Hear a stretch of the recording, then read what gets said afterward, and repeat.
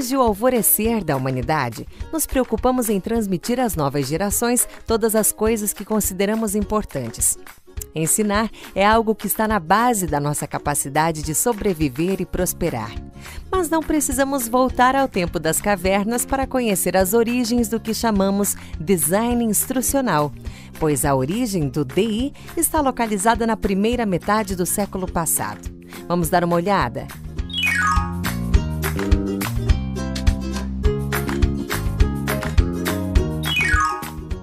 Na primeira década do século XX, ainda não se imaginava falar sobre design instrucional.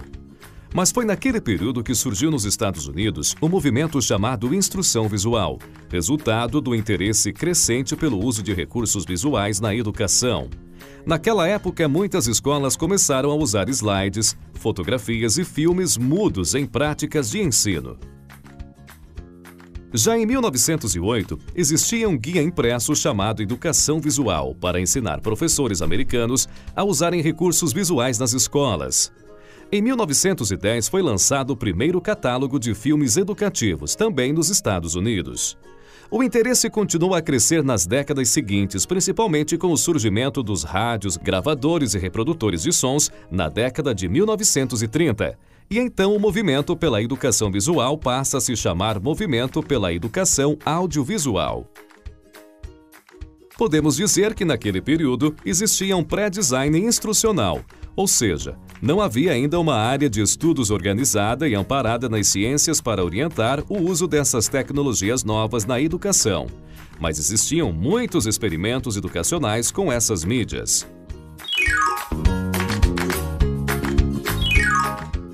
Com a chegada da Segunda Guerra em 1939, o setor militar norte-americano passa a se interessar pelo uso das tecnologias audiovisuais nos seus treinamentos.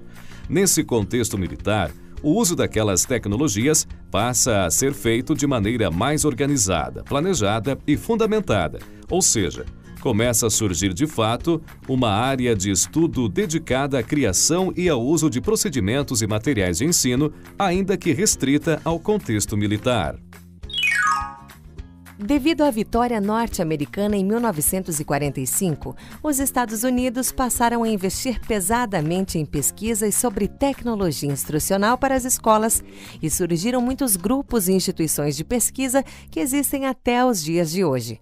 Ao final da Segunda Guerra, podemos dizer que já existia uma área de estudos chamada design instrucional, uma área preocupada em oferecer bases científicas para o planejamento e o uso das tecnologias educacionais.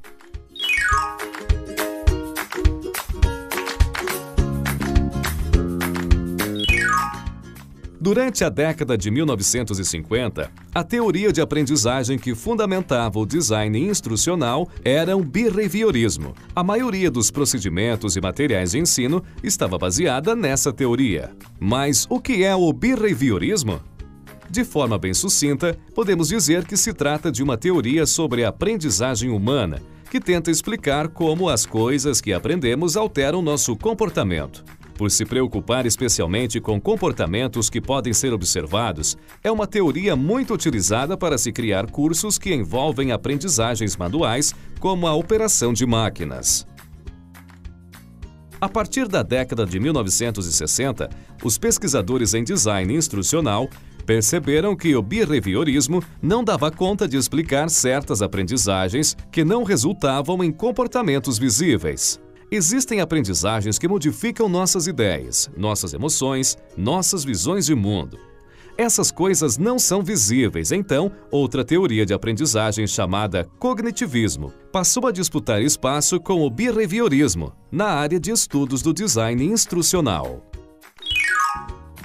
Desde então, muitas outras teorias de aprendizagem foram desenvolvidas e hoje o design instrucional se apoia em um grande número de abordagens para propor, criar e utilizar procedimentos e materiais educacionais em diversas etapas de ensino, da educação infantil ao ensino superior.